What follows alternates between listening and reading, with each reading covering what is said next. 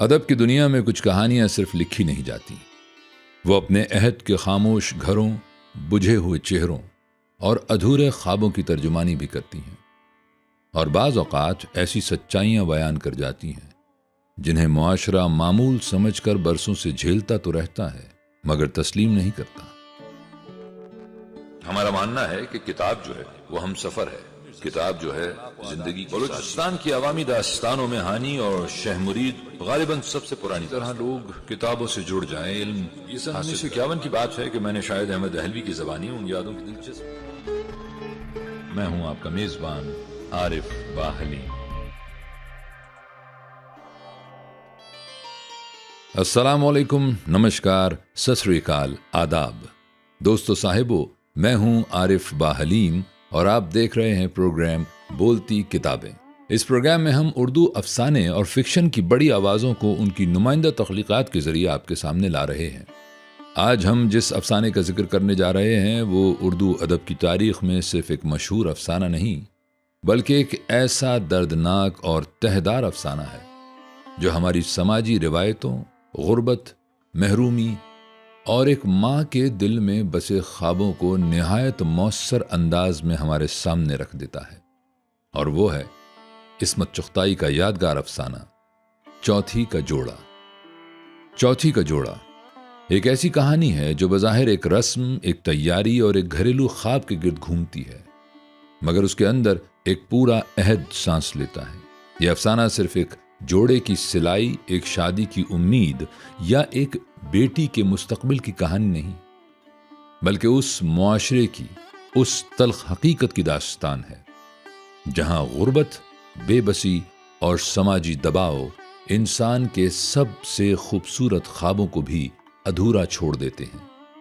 इस्मत चुग़ताई ने इस अफसाने में औरत के दुख को किसी शोर, नारे या जज्बाती मुबालगे के बगैर इस तरह बयान किया है कि कारी के दिल में खामोश कसक उतरती चली जाती है। यहाँ माँ की ममता भी है, मुआशरती जबर भी, और वो कर्ब भी जो ख्वाब और हकीकत के टकराव से जन्म लेता है। तो आइए आज इस्मत चुग़ताई के अफसाने चौथी का जोड़ा को सिर्फ एक कहानी के तौर पर नहीं बल्कि हमारे समाज के एक हसास और सच्चे नोहे के तौर पर समझने की कोशिश करते हैं।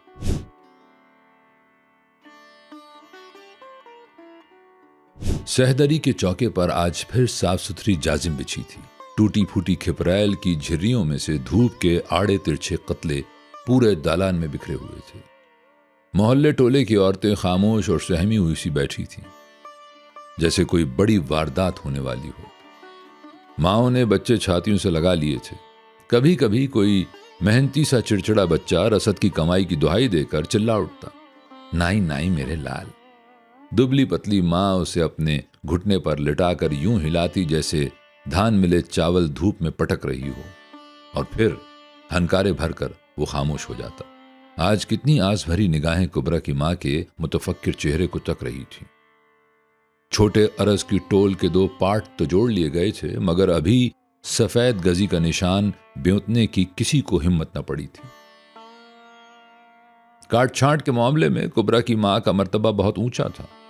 उनके सूखे सूखे हाथों ने न जाने कितने जहेज संवारे थे, कितनी छठी चौछक तैयार किए थे और कितने ही कफन ब्योंते थे।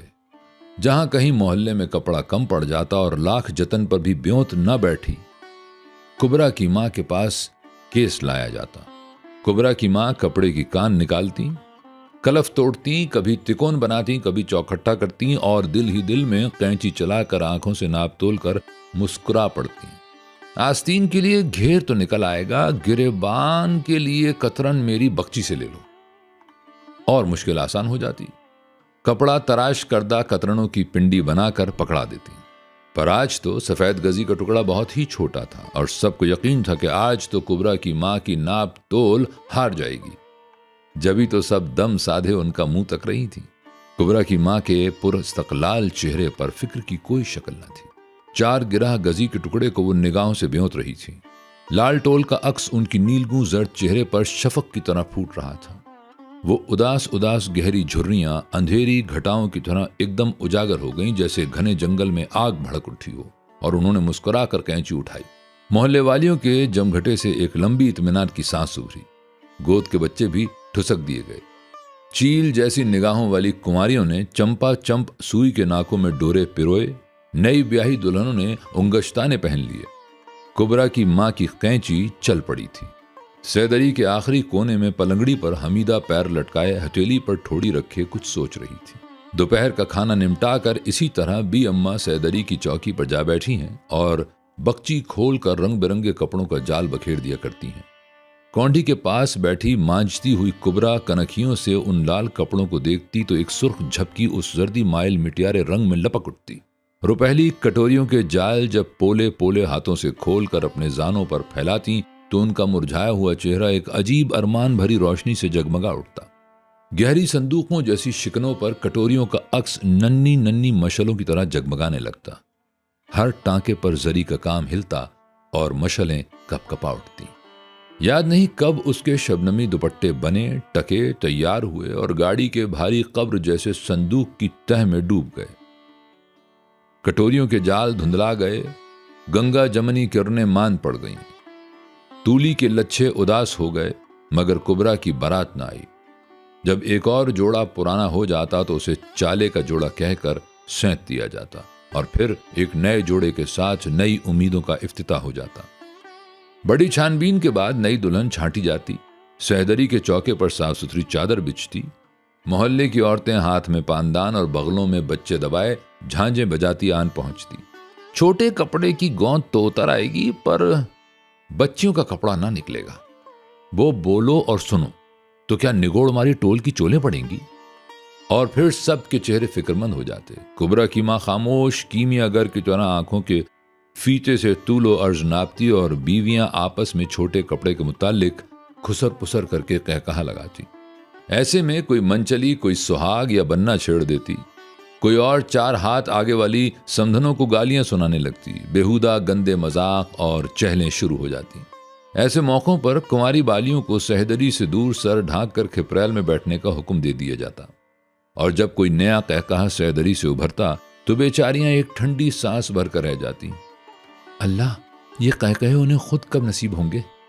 इस चहल पहल से दूर कुबरा शर्म की मारी मच्छरों वाली कोठरी में सर झुकाए बैठी रहती। इतने में कतर बयोत निहायत नाजुक मरहले पर पहुंच जाती। कोई कली उल्टी कट जाती और उसके साथ बीवियों की मत भी कट जाती। कुबरा सहम कर दरवाजे की आड़ से झांकती। यही तो मुश्किल थी। कोई जोड़ा अल्लाह मारा चैन से न सिलने पाया। जो कली उल्टी कट जाए तो जान लो नायन की लगाई हुई बात में जरूर कोई अड़ंगा लगेगा। या तो दुल्हा की कोई दाश्ता निकल आएगी या उसकी मां ठोस कड़ों का अड़ंगा बांधेगी। जो गोट में कान आ जाए तो समझ लो या तो मेहर पर बात टूटेगी या भरत के पायों के पलंग पर झगड़ा होगा। चौथी के जोड़े का शगुन बड़ा नाजुक होता है। बी अम्मा की सारी मशाकी और सुघड़ापा धरा का धरा रह जाता। न जाने ऐन वक्त पर क्या हो जाता कि धनिया बराबर बात तूल पकड़ जाती। बिस्मिल्लाह के जोर से सुघड़ मां ने जहेज जोड़ना शुरू कर दिया था। जरा सी कतरन भी बतिया तो तीले दानी या शीशे का गिलाफ सीकर धनक गोखरों से संवार कर रख देती। लड़की का क्या है, खीरे ककड़ी की तरह बढ़ती है। जो बारात आ गई तो यही सलीका काम आएगा। और जब से अब्बा गुजरे सलीके का भी दम फूल गया। हमीदा को एकदम अब्बा याद आ गए। अब्बा कितने दुबले पतले लंबे, जैसे मुहर्रम का अलम। एक बार झुक जाते तो सीधे खड़े होना दुश्वार था। सुबह ही सुबह उठकर नीम की मिसवाक तोड़ लेते और हमीदा को घुटने पर बिठाकर न जाने क्या सोचा करते। फिर सोचते सोचते नीम की मिसवाक का कोई भोंसड़ा हलक में चला जाता और वो खांसते ही चले जाते। हमीदा बिगड़कर उनकी गोद से उतर आती। खांसी के धक्कों से यूं हिल हिल जाना उसे कतई पसंद न था।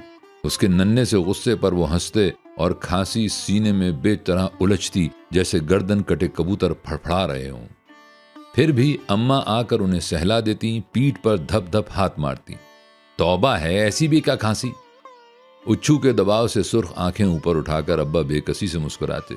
खांसी तो रुक जाती मगर वो देर तक बैठे हांपा करते। कुछ दवा दारू क्यों नहीं करते? कितनी बार कहा तुमसे। बड़े शिफा खाने का डॉक्टर कहता है सुइयां लगवाओ और रोज 3 पाव दूध और आधी छटाक मक्खन। एक खाक पड़े उन डॉक्टरों की सूरत पर। भला एक तो खांसी है, ऊपर से चिकनाई बलगम न पैदा कर देगी। हकीम को दिखाओ किसी को। दिखाऊंगा। अब्बा हुक्का गुड़गुड़ाते और फिर उच्छू लगता। अरे आग लगे इस मुए हुक्के को, इसी ने तो ये खांसी लगाई है।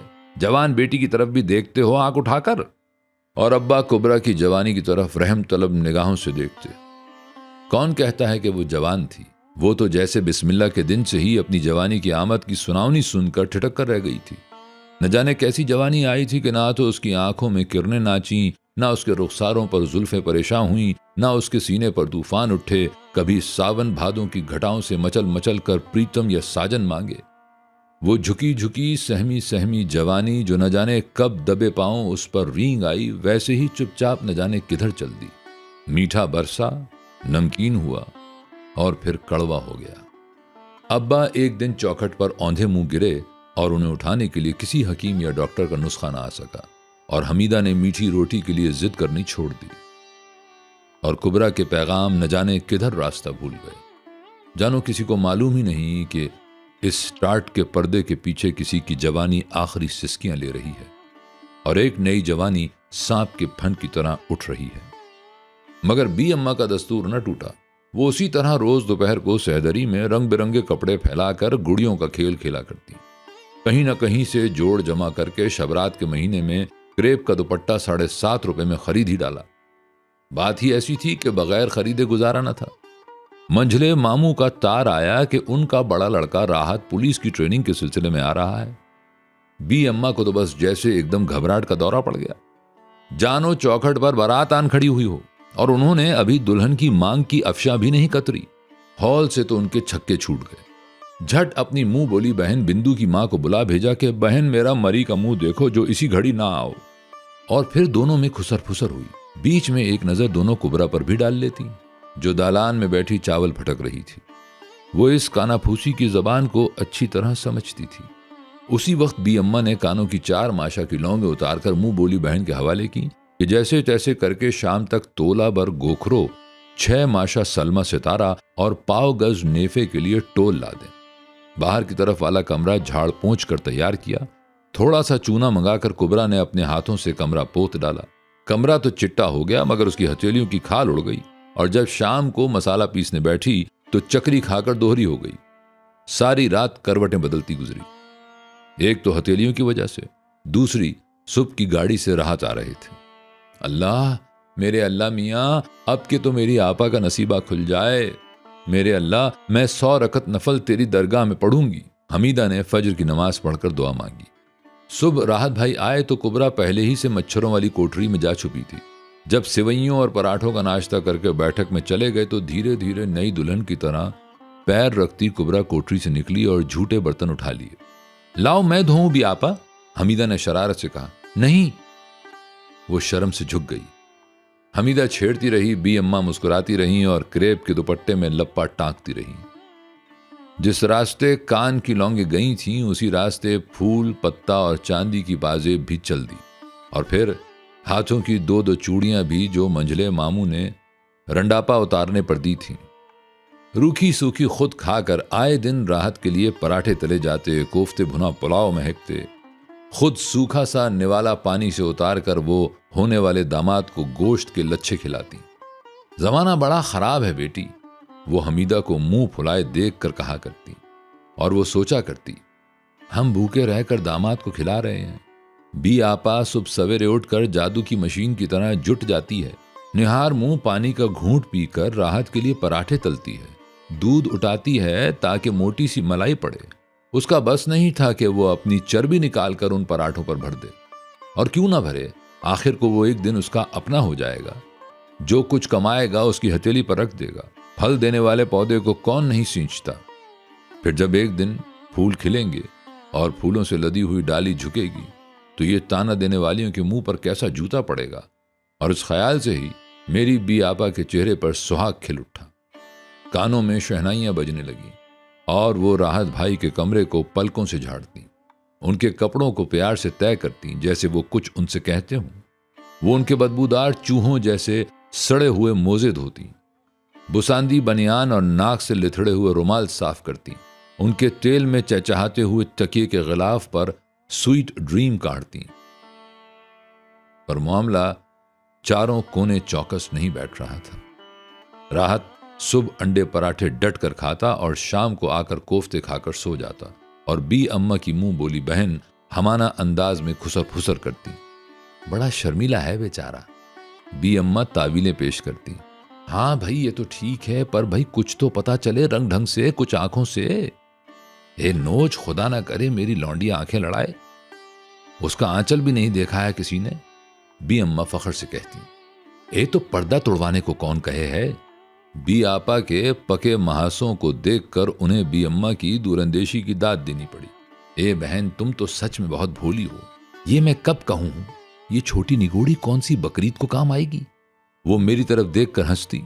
अरे ओ नकचिड़ी, बहनों से कोई बातचीत, कोई हंसी मजाक, वारी चल दीवानी। तो मैं क्या करूं खाला, राहत मियां से बातचीत क्यों नहीं करती। भाई हमें तो शर्म आती है। वो तो तुझे फाड़ी खाएगा। बी अम्मा चिढ़कर बोली। नहीं तो मगर मैं लाजवाब हो गई और फिर मिस्कॉट हुई। बड़ी सोच विचार के बाद खल के कबाब बनाए गए। आज भी आपा भी कई बार मुस्कुरा पड़ी। चुपके से बोली, देखो हंसना नहीं तो सारा खेल बिगड़ जाएगा। नहीं हंसूंगी, मैंने वादा किया। खाना खा लीजिए, मैंने चौकी पर खाने की सेनी रखते हुए कहा। फिर चौपटी के नीचे रखे हुए लोटे से हाथ धोते वक्त मेरी तरफ सर से पांव तक देखा तो मैं भागी वहां से। मेरा दिल धक धक करने लगा। अल्लाह तौबा, क्या खन्नास आंखें हैं। जान निगोड़ मारी। अरे देख तो सही वो कैसा मुंह बनाता है। सारा मजा किरकिरा हो जाएगा। आपा बी ने एक बार मेरी तरफ देखा। उनकी आंखों में इल्तिजा थी।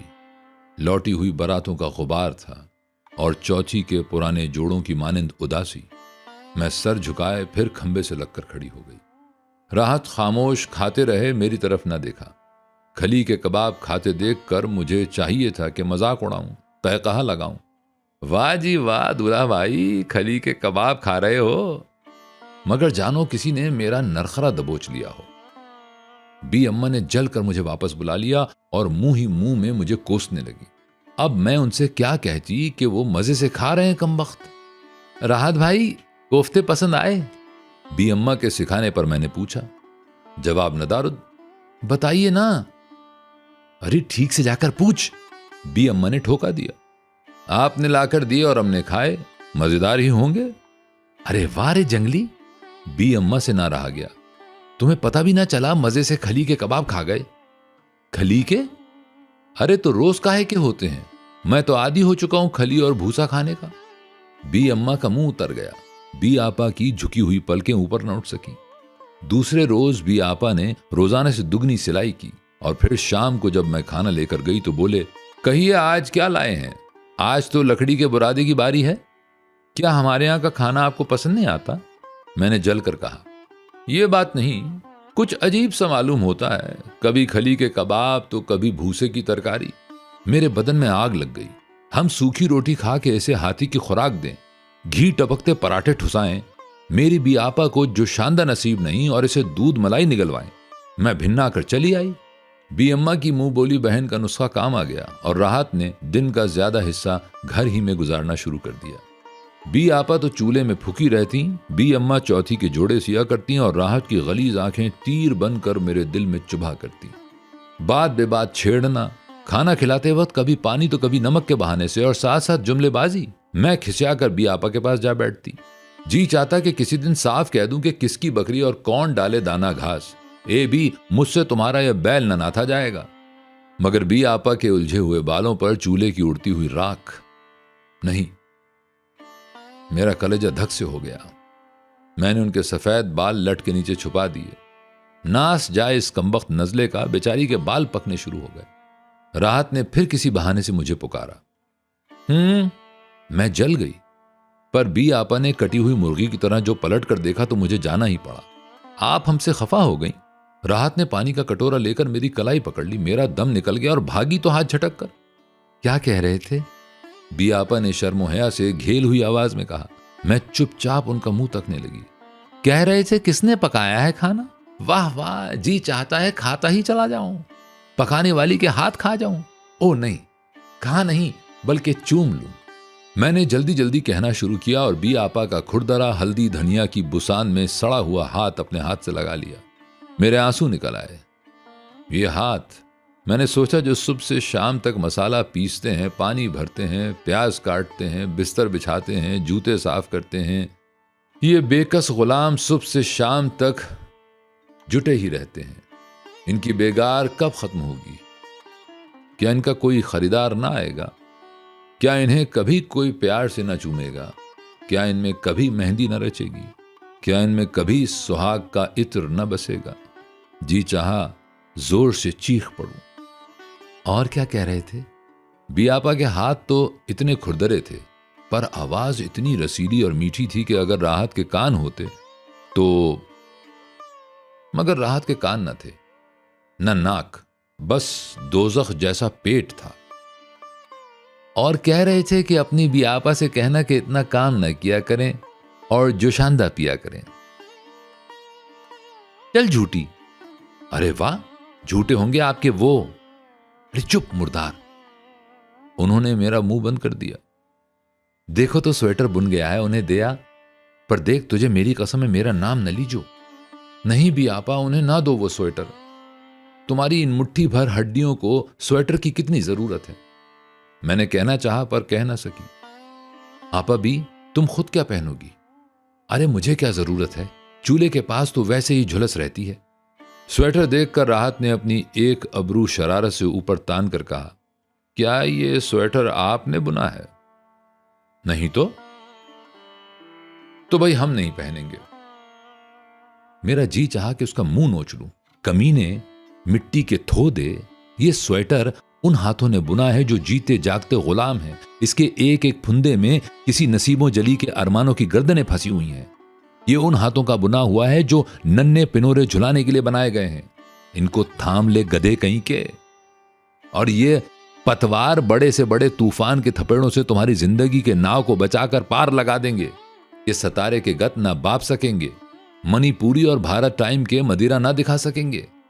इन्हें पियानो पर रक्स करना नहीं सिखाया गया, इन्हें फूलों से खेलना नहीं नसीब हुआ, मगर ये हाथ तुम्हारे जिस्म पर चर्बी चढ़ाने के लिए सुबह से शाम तक सिलाई करते हैं, साबुन और सोडे में डुबकियां लगाते हैं, तुम्हारी गलाजतें धोते हैं ताकि तुम उजले चिट्टे बगला भती का ढोंग रचाए रहो।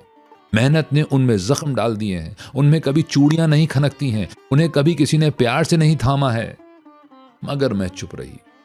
बी अम्मा कहती हैं कि मेरा दिमाग तो मेरी नई नई सहेलियों ने खराब कर दिया है। वो मुझे कैसी नई नई बातें बताया करती हैं, कैसी डरावनी मौत की बातें, भूख और काल की बातें, धड़कते हुए दिल की एकदम चुपचाप हो जाने की बातें। ये स्वेटर तो आप ही पहन लीजिए, देखिए ना आपका कुर्ता कितना बारीक है। जंगली बिल्ली की तरह मैंने उसका मुंह, नाक, गिरेबान और बाल नोच डाले और अपनी पलंगड़ी पर जा गिरी। बियापा ने आखिरी रोटी डालकर जल्दी जल्दी तसले में हाथ धोए और आंचल से पोंछती मेरे पास आ बैठी।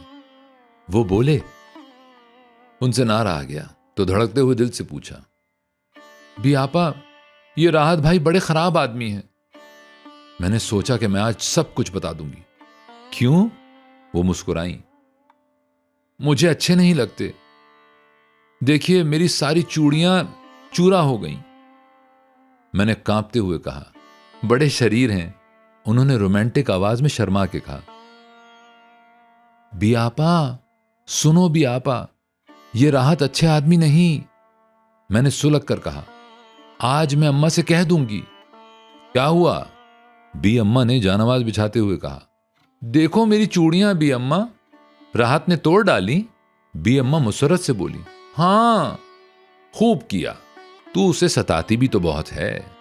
हे तो दम काहे को निकल गया?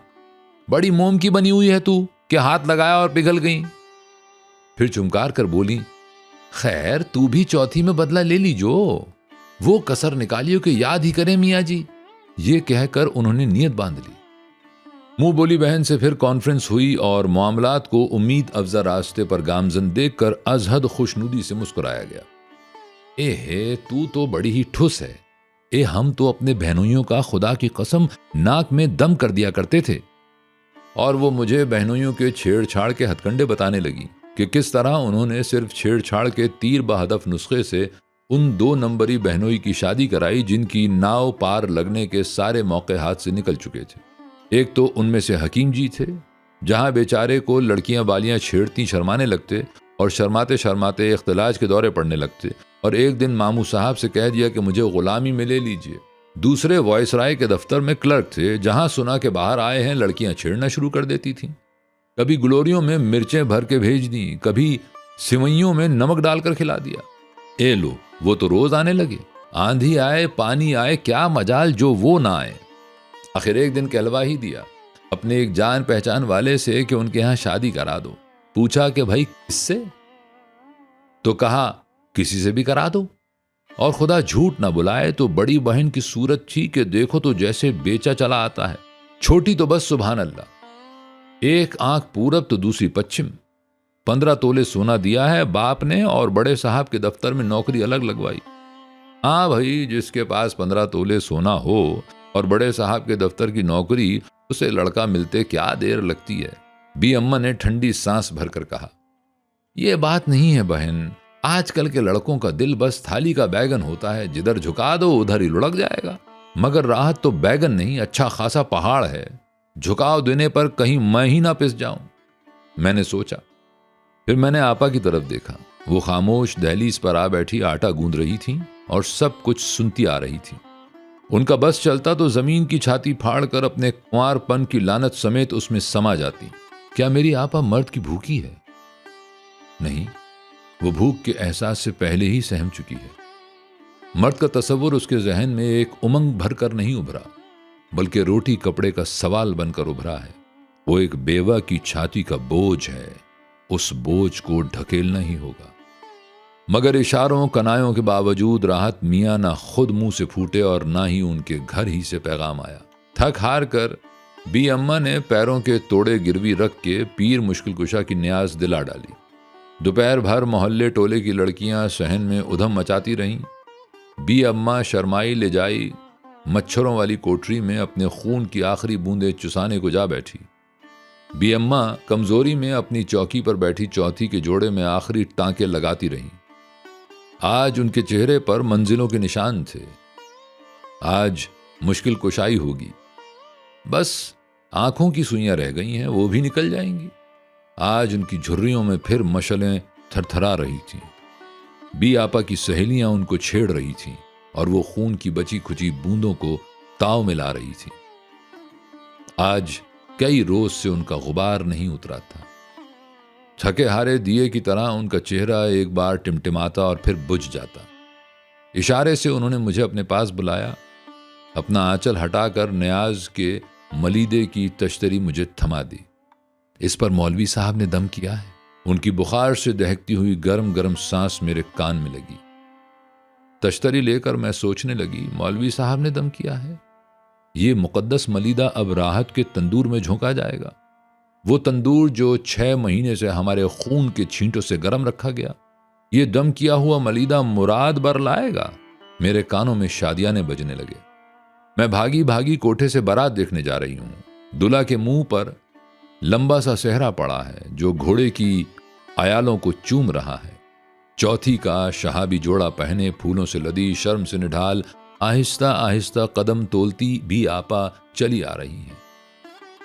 चौथी का जरतार जोड़ा झिलमिल झिलमिल कर रहा है। बी अम्मा का चेहरा फूल की तरह खिला हुआ है। बी आपा की हया से बोझल आंखें एक बार ऊपर उठती हैं। शुक्रिया का एक आंसू ढलक कर अफशा के जर्रों में कुमकुमे की तरह उलझ जाता है। ये सब तेरी ही मेहनत का फल है, बी आपा की खामोशी कह रही है। हमीदा का गला भर आया। जाओ ना मेरी बहनों। बी आपा ने उसे जगा दिया और वो चौंक कर ओढ़नी के आंचल से आंसू पूंछती डेहड़ी की तरफ बढ़ी। ये मलीदा? उसने उछलते हुए दिल को काबू में रखते हुए कहा। उसके पैर लरज रहे थे जैसे वो सांप की बाबुनी में घुस आई हो। और फिर पहाड़ खिसका और मुंह खोल दिया। वो एकदम पीछे हट गई, मगर दूर कहीं बारात की शहनाइयों ने चीख लगाई, जैसे कोई उनका गला घोंट रहा हो। कांपते हाथों से मुकद्दस मलीदे का निवाला बनाकर उसने राहत के मुंह की तरफ बढ़ा दिया। एक झटके से उसका हाथ पहाड़ की खो में डूबता चला गया। नीचे ताफुन और तारीकी के अथाह गार की गहराइयों में, और एक बड़ी सी चट्टान ने उसकी चीख को घोंट दिया। न्याज के मलीदे की रकाबी हाथ से छूटकर लालटेन के ऊपर गिरी और लालटेन ने जमीन पर गिरकर 2-4 सिसकियां भरी और गुल हो गई। बाहर आंगन में मोहल्ले की बहू बेटियां मुश्किल कुशा की शान में गीत गा रही थी। सुबह की गाड़ी से राहत मेहमान नवाजी का शुक्रिया अदा करता हुआ रवाना हो गया। उसकी शादी की तारीख तय हो चुकी थी और उसे जल्दी थी। उसके बाद उस घर में कभी अंडे न तले गए, पराठे न सिके और स्वेटर न बुने गए। दिक ने, जो एक अरसे से बियापा की ताक में भागी पीछे पीछे आ रही थी, एक ही जश्न में उन्हें दबोच लिया और उन्होंने चुपचाप अपना नामुराद वजूद उसकी आगोश में सौंप दिया। और फिर उस सहदरी में चौकी पर साफ सुथरी जाजिम बिछाई गई। मोहल्ले की बहू बेटियां जुड़ी।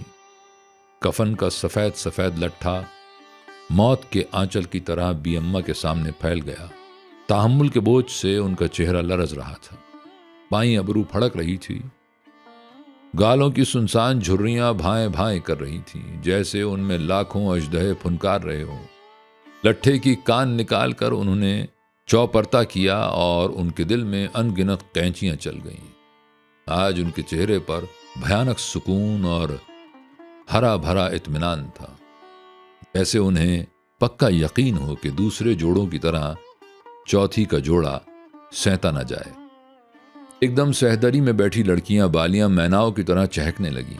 हमीदा माजी को दूर झटक कर उनके साथ जा मिली। लाल टोल पर सफेद गजी का निशान, उसकी सुर्खी में न जाने कितनी मासूम दुल्हनों का सुहाग रचा है और सफेदी में कितनी नामुराद कुंवारियों के कफन की सफेदी डूब कर उभरी है। और फिर सब एकदम खामोश हो गए। बीअम्मा ने आखिरी टांका भर के डोरा तोड़ लिया। 2 मोटे मोटे आंसू उनके रुई जैसे नर्म गालों पर धीरे धीरे रेंगने लगे। उनके चेहरे की शिकनों में से रोशनी की किरणें फूट निकली और वो मुस्कुरा दी, जैसे आज उन्हें इत्मीनान हो गया हो कि उनकी कुबरा का सुहाग जोड़ा बनकर तैयार हो गया हो और कोई दम में शहनाइयां बज उठेंगी।